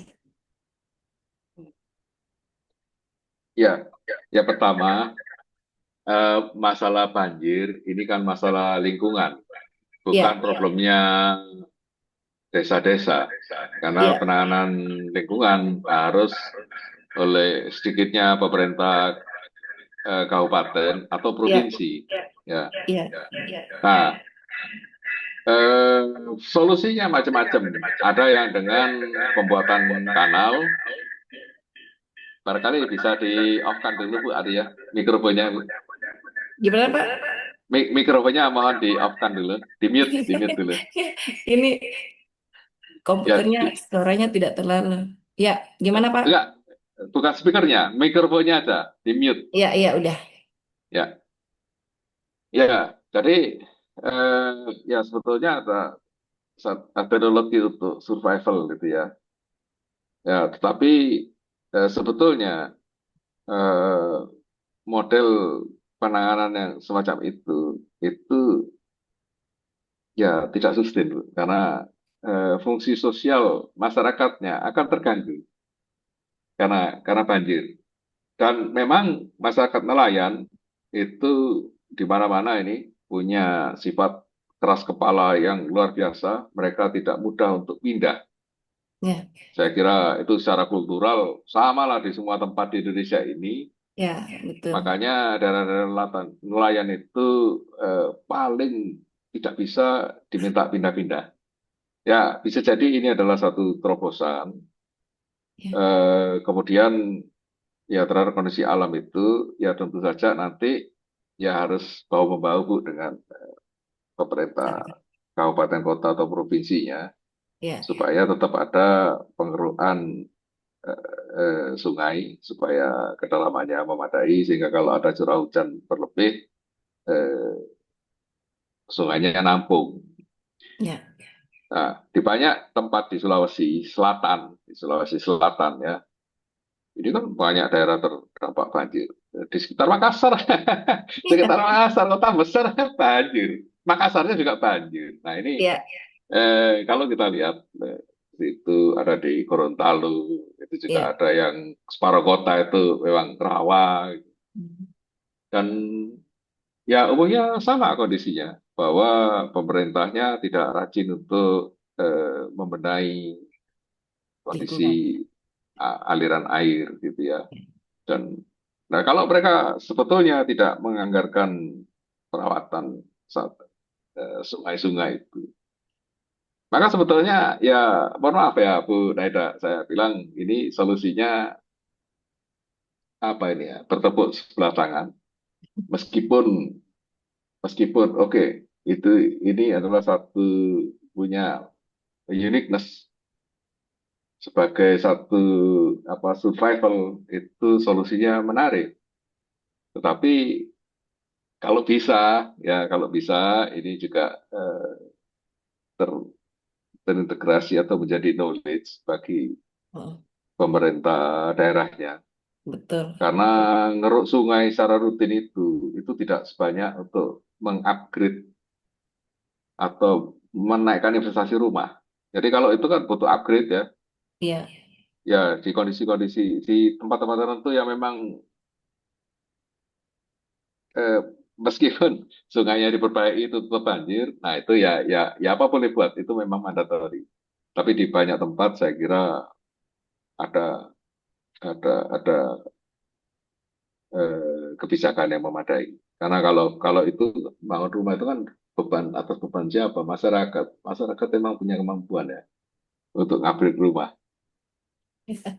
Nah, dari itu lah ya. Jadi problemnya itu. Ada kata, oh provinsi punya dana ini untuk membuat rumah yang seperti itu untuk sekian ratus kepala keluarga gitu kan. Iya. Ya bagus loh kalau bisa seperti itu. Tapi Ah, kalau ibu cuma membuat provinsi satu dua, maka itu nggak ada impact-nya, Bu. ah.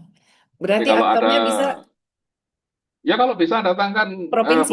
provinsi punya, jadi Ah, COVID, ya. rumah ini solusinya menarik, jadi provinsi akan bantu biayanya sekian sehingga akan muncul ratusan rumah yang model seperti itu.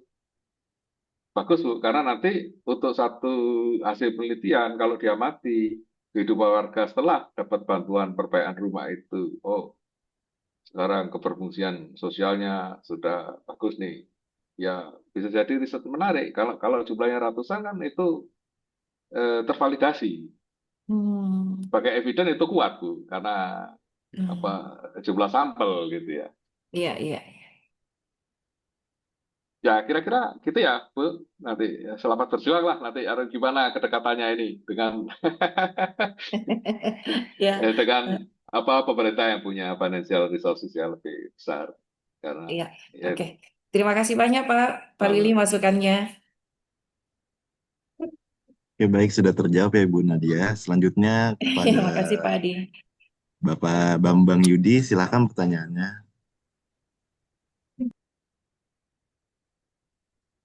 Oke, terima kasih Pak Suhadi. Mohon maaf, saya ingin saran mungkin arahan mungkin yang berkaitan dengan ada ide gini, Pak Suhadi. Saya kan ingin coba untuk membangun kota kota bertani. Nah, cuman sasarannya ini saya coba untuk pilot project ini di satu satu RW begitu, di sebuah kota, ya, Kota Malang. Ini kan saya dari Kota Malang ini. Nah, saya ingin membuat model semacam kota bertani yang menggambarkan gini, transformasi sosial ekonomi menuju pusat inovasi pangan, energi dan ekologi, sebenarnya begitu. Itu kata kunci untuk dalam kota bertani. Yang tidak lain ini juga merupakan pengembangan dari urban farming yang selama ini banyak kita kenal, ya, urban farming. Nah, dalam kota bertani ini idenya adalah mengubah paradigma sebenarnya dari kota dari sekedar wilayah konsumtif menjadi ruang produktif, inovatif dan berkelanjutan.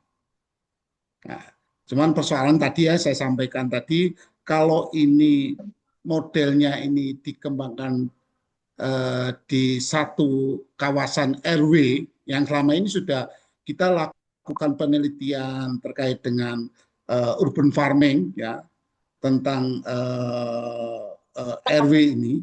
Nah, apakah memang ini sudah mencukupi ketika ini dijadikan sebagai proyek bestari begitu ya? Saya anggap proyek ya, tanda petik proyek ya, tapi sebenarnya ini bukan proyek karena berawal dari akar dari masyarakat seperti itu. Yang kita kolaboratif antara akademisi, pemerintahan dan masyarakat sebenarnya begitu. Kira-kira itu Pak Suhati, mohon arahan mungkin apakah memang sesuai atau cocok dengan Bestari ini Pak, program Bestari ini. Terima kasih Pak Suhati. Baik, saya coba jawab ya Pak Bapak. Jadi kalau satu RW, ya pertanyaan saya, apakah itu knowledge baru? Di Surabaya itu ada kampung cabai, Pak. Cabai Made, asalnya itu dari Surabaya. Ada kawasan-kawasan tertentu juga penghasil sayur-sayur yang disuplaikan ke supermarket yang ada di Surabaya juga. Jadi untuk memenuhi lokal demand, itu ternyata volumenya juga besar sekali.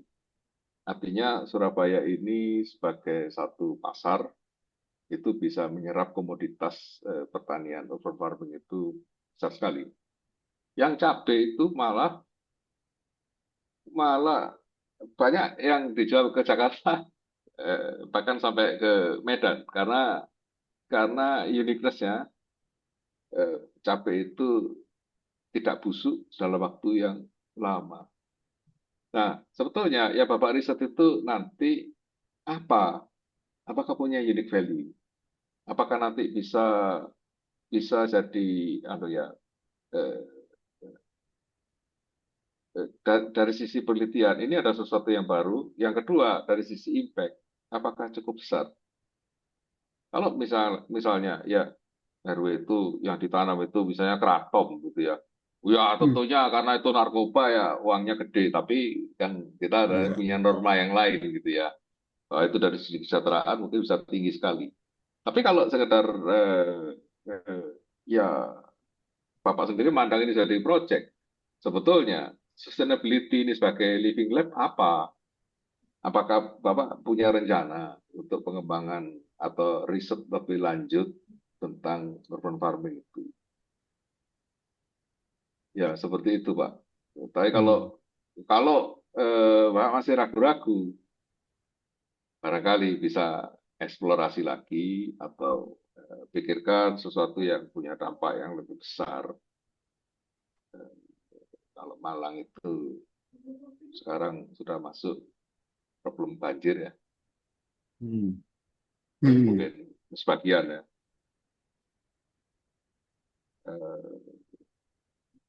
Ya, barangkali kalau ada farming yang tahan banjir, ada atau apalah itu Pak ya. Dari ada uniqueness yang di situ dan bisa dirasakan impact-nya oleh masyarakat. Gitu. Tapi kalau begitu kena banjir bubar semuanya ya waduh ini ya kurang dari sisi dari sisi politiknya kurang karena ada faktor-faktor yang menyebabkan ini vulnerable yang harusnya bisa diteliti juga kompensasinya apa sehingga itu sebagai solusi untuk Malang itu robust gitu. Nah, robustness itu seberapa Pak Arya? Bapak rencanakan ya. Terus kemudian jangan lupa ke depannya ini kan namanya living lab ya, labnya ada riset terus menerus. Ya betul. Ya kalau udah itu terhenti ya so what gitu. Itu ya tadi terlalu mikro gitu ya, terlalu mikro. Gitu Pak Bambang Gidi. Ya Pak, saya sudah nangkap itu. Jadi memang rencananya memang seperti itu Bapak. Jadi kota bertani itu sebagai laboratorium agribisnis ya sebenarnya begitu yang secara modern kita menggagasnya itu. Ya tapi perhatikan kompetitornya Surabaya ya. itu sudah duluan melakukan semacam Oh, itu. Jadi hmm, kalau Bapak melakukan harus jauh lebih baik daripada Surabaya. ya. Kalau enggak, lah itu Iya. sudah saya melakukan Oke. di Surabaya, nilai Oh, tambahnya jadi nggak ada, kan relatif. Saya bilang tadi, nilai tambahnya iya, harus dilihat secara relatif. ya. Itu ya, Pak? Oke, terima kasih Pak Ya, Suhadi. sama-sama. Masukannya Ya. luar biasa. Oke. Terima kasih. Oke, Pak Bambang sudah terjawab ya. Gimana Pak Lili? Mau satu pertanyaan lagi? Boleh pertanyaan Boleh? lagi? Oke Pak. Satu lagi Pak Ahmad Albar. Silahkan pertanyaannya. Ya, seingat saya, Ahmad Albar itu kribo dan Sudah bonding, Pak. sudah senior. Gitu. Iya, tapi saya tidak bisa Gimana? nyanyi, Pak. Terima kasih Pak Adi Nugroho dan Pak Lili atas kesempatannya. Perkenalkan, nama saya Ahmad Albar. Saat ini saya dosen di Universitas Swasta di Papua Barat Daya. Nah, kami di sini ingin mengusulkan proposal tentang kepiting cangkang lunak. Jadi di sini itu mangrove-nya sangat luas, potensi kepiting sangat banyak. Namun sayangnya kepiting yang ada itu belum dibawa keluar Papua. Masalahnya ada di distribusi. Kepiting itu harus dijual dalam keadaan hidup. Nah, membawa kepiting keluar dari Papua itu lumayan berat. Nah, setelah saya lihat bahwa distributornya seperti ini. Dari nelayan, kemudian ke tengkulak, kemudian ke distributor, kemudian ke restoran. Nah, kami ingin mengadopsi teknologi yang digunakan di IPB dan digunakan di Unhas, yaitu kepiting cangkang lunak. Jadi kami ingin membangun sebuah prototype yang kami adopsi dari kampus besar, kami terapkan di sini, yaitu kepiting cangkang lunak. Jadi, output dari kepiting cangkang lunak itu adalah kepiting yang habis melepas cangkangnya terus di freezer, sehingga kepiting yang dibawa ke Papua sudah dalam tidak bentuk hidup, tapi dalam bentuk freezer. Nah, pasar kepiting cangkang lunak ini sangat besar dan harganya naik menjadi 5 kali lipat daripada kepiting biasa seperti itu. Nah, yang saya lihat bahwa ruang lingkup dari Living Lab ini cukup besar. Yang saya ingin pertanyakan itu, apakah kami harus meneliti sampai di luar Papua atau cukup sampai produk jadi saja berupa produk kepiting cangkang lunak yang siap untuk dibawa keluar Papua? Apakah kami perlu juga melihat bagaimana penerimaan terhadap kepiting cangkang lunak ini di restoran-restoran luar? Seperti itu. Dan saya juga ingin menanyakan di tengkulak. Jadi kami ingin mengadopsi prototipe ini di tengkulak. Nah, apakah itu bisa diterima karena kami tidak menerapkannya di nelayan? Karena kami masih nelayannya di sini masih belum bisa mengadopsi teknologi tersebut. Jadi kami menerapkannya di tengkulak. Apakah tidak menjadi hal yang menjadi nilai perdebatan nanti di reviewer hal seperti itu? Karena kami tidak terlalu mengimpact banget ke masyarakatnya, tapi kami mengimpactnya di tengkulak seperti itu. Mungkin saya butuh pencerahan agar saya bisa memetakan ruang lingkupnya menjadi lebih kecil sehingga kami tidak perlu melihat sampai ke sana terlalu jauh seperti itu. Mohon arahannya Pak Ya, Lili. baik, Terima Pak kasih. Malabar. Jadi yang Bestari ini Pak, itu memang membuka ruang untuk multidisiplin. Jadi memang harus kompleksitasnya cukup untuk multidisiplin, bukan parsial. Nah, jadi kalau Bapak kepengennya parsial, barangkali bisa cari skema penelitian yang lain. Dan di sini yang dipentingkan adalah impact-nya. Kalau tengkulaknya saja yang diuntungkan, tengkulak itu loh nggak usah dibantu, itu sudah bisa survive. Sudah bisa kaya mereka, nggak usah dibantu. Ya. Nah, tapi kalau petaninya, nah ini beda lagi. Apalagi itu nanti orang Papua, yang mungkin secara kultural mereka masih perlu transformasi mental yang luar biasa untuk bisa sekedar melakukan budidaya. Karena mereka umumnya pintar dalam memanfaatkan hasil alam dengan pengambilan langsung. Tapi kalau budidaya, nah ada transformasi sosial yang harus dilakukan. Nah kalau itu Bapak ikut teliti, ada anggota timnya yang bisa menangani itu. Barangkali ini ada opportunity. Tapi kalau terlalu sempit, hanya ke tengkulaknya saja, ya besar kemungkinan kan tersisih, Pak. Oh, iya, mengerti Bapak. Jadi harus mengambil nelayan terus sampai ke luar juga ya, Fit. Seperti itu ya Bapak. Siapapun. Rantai pasok juga harus kami masukkan ya Bapak.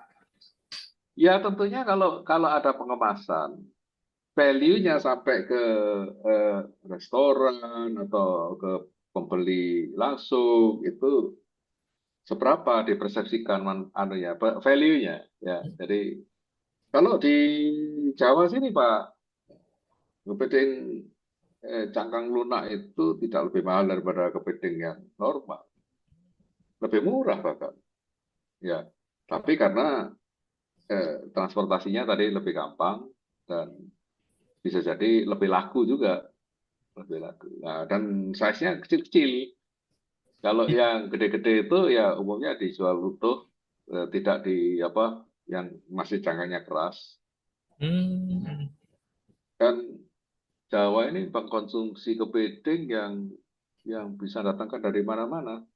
Jadi dari Sulawesi, dari Tarakan gitu, banyak yang dikonsumsi ke Jawa. Tapi lagi-lagi ini nanti kan harus dilihat transportasinya itu kalau dari Papua itu kan jauh sekali dan harus lama di kapal. Dan ya kalau lama itu kan berarti kontainernya harus yang river yang ada pendingin itu, infrastrukturnya juga harus dibangun, ada blast freezer, ada cold storage sebelum itu ditransportasikan. Nah, masalahnya kalau bawa seperti itu, penelitian ini kan nggak cukup uangnya, nggak untuk itu. Nah, Bapak harus cari siapa ini pihak yang berkepentingan untuk membangun ekonomi Papua Barat Daya. Iya betul, sumber pendanaan lainnya Pak. Ya, bisakah mereka membangunkan infrastrukturnya itu sehingga penelitian terkait peningkatan ekonomi masyarakatnya melalui produk-produk itu bisa didapatkan. Dan kalau sudah ada komitmen dari pemerintah daerah, nanti jangan dibatasi hanya kepiting cangkang lunak, harus multi produk. Yang jelas economic transportation quantity-nya harus dilewati barrier-nya itu, ya. Ya, barrier-nya harus sudah dilewati. Gitu ya, Pak. Nah, terus volume produksinya juga harus besar. Iya. Nah, tapi kalau skala rumahan ya nggak bisa, nggak akan masuk. Iya betul. Nah, kecuali kalau memang membidik misalnya pasar domestik, pasar lokal di sana. Mana nih tempat-tempat yang misalnya ya, menyuplai Freeport aja ya, menyuplai Freeport. Bagaimana kebutuhan quality yang mereka minta dan itu kan juga besar demand-nya Pak. Kalau itu bisa nanti ya barangkali penelitian yang pengemasan untuk produk yang lebih jauh. Kami juga waktu saya masih di Kemensos ini, waktu Bu Risma juga ada banyak pemberdayaan di Sarmi, di Kerom, di Jayapura. Itu komunitasnya ada virgin coconut oil, itu kan harganya mahal ya dibandingkan minyak kelapa bisa. Dan itu pasarnya ke Jawa. Dan karena itu ada margin yang signifikan, maka ya masuk sih transportasinya. Ya, kira-kira gitu Pak. Jadi harus jeli benar produk dan skema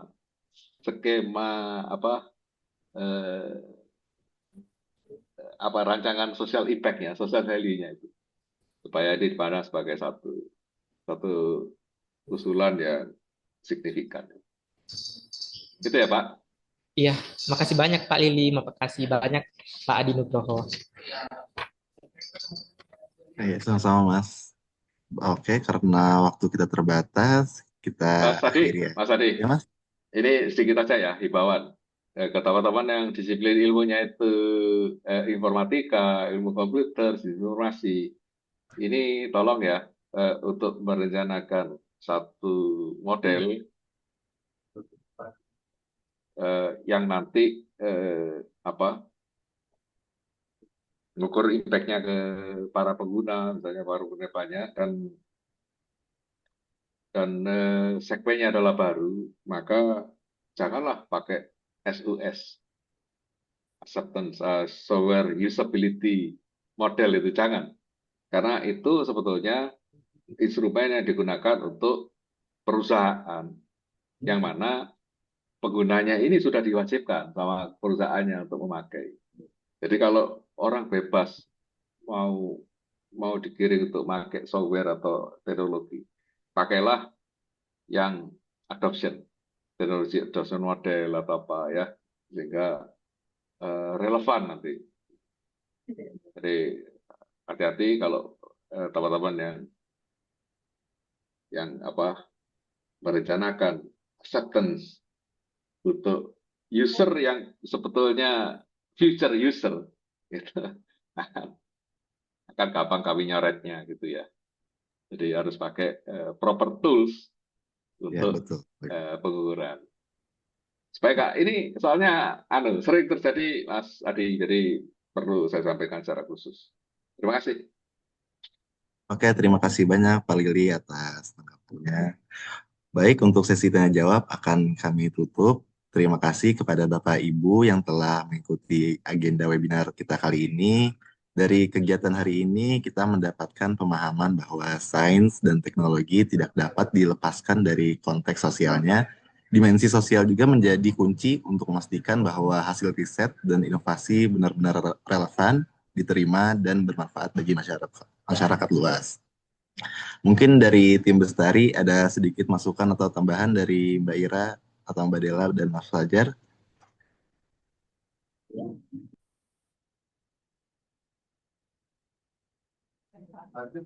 Cukup Adi, mantap. Terima kasih Pak Lili.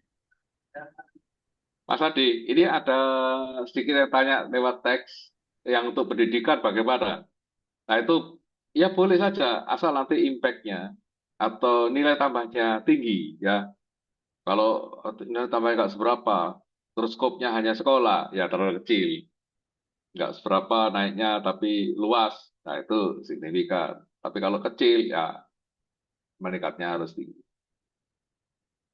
Terus kemudian kalau dari sisi pendidikan harus relevan dengan problem yang dihadapi siswa kita saat ini. Jadi ya sekarang ini yang problem adalah pertama integritas, yang kedua social skill. Itu gimana tuh bisa diselesaikan yang teman-teman di kependidikan, gitu ya. Terus kemudian ada pangan dan kesehatan, ada uji klinis bagi manusia. Ya, kalau pangan aja kan nggak sampai uji klinis ya. Tapi kalau kesehatan ini memang ya perlu sampai ya perlu dilakukan karena memang aturannya seperti itu. Tapi yang kembali lagi nanti impact-nya itu jangan ngasumsikan semua orang akan pakai produk ini se-Indonesia gitu ya. Tunggu dulu, harus melewati barrier persaingan dulu. Jadi hati-hati terkait sesuatu yang sifatnya itu terlalu teknikal tapi kurang mengeksplor sisi pasarnya. Jadi ya baiknya nanti ya multidisiplin ya, mestinya gandeng orang yang kompeten di setiap aspeknya. Kira-kira demikian. Terima kasih. Ya, terima kasih kembali Pak Lili. Baik, kalau gitu saya tutup ya Pak. Atas nama Panitia Program Bestari Saintek, kami mengucapkan terima kasih yang sebesar-besarnya kepada Bapak Suhadi Lili atas kesediaannya berbagi ilmu dan pengalaman, serta kepada seluruh Bapak dan Ibu yang telah berpartisipasi aktif hingga akhir acara ini. Semoga kegiatan ini memberikan inspirasi dan memperkuat kolaborasi antara sains, teknologi, dan masyarakat demi kemajuan bersama. Di sini saya selaku moderator, mohon maaf apabila terdapat kekurangan selama memandu acara ini. Sampai jumpa pada seri webinar Bestari Saintek berikutnya. Assalamualaikum warahmatullahi wabarakatuh. Selamat siang Pak Lili. Ya, terima Waalaikumsalam kasih Bapak warahmatullahi Ibu. wabarakatuh. Mohon maaf kalau ada kekurangan.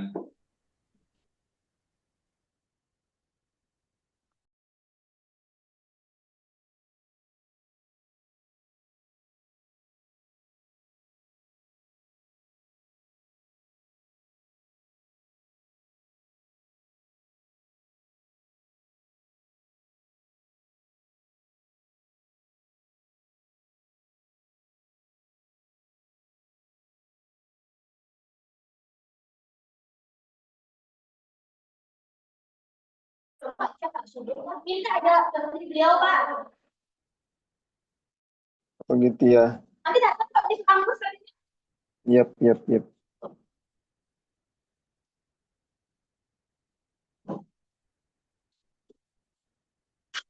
Katanya sih Rabu ya Pak tadi yang dibilang di sama Pak Rektor. Itu Rabunya itu pagi, siang, sore. Sore kayaknya ya biasanya ya. Nggak tahu. Semangat Pak Sari.